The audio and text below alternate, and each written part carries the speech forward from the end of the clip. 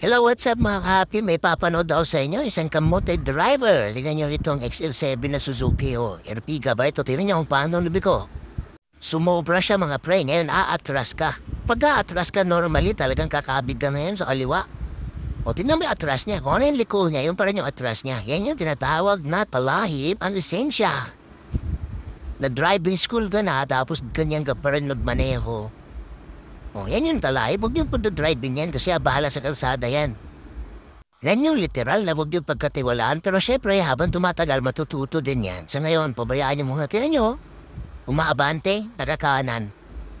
Sobra na nga eh. Ba't kanan pa rin? Tingnan mo, umatras kanan. Aabante kanan pa rin. Umatras nakakanan pa rin yung manubela. Wala, anong klaseng utak meron yan? Tingnan nyo naman yan, oh. Dapat tinuruan na lang ng enforcer o kung sino man nakatayo. Tingnan nyo, ayun, pagkanan na naman.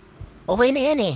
Okay, pag umatras ka, kabig mo sa kaliwa ngayon yung manibela. Tignan mo, umatras na naman kanan.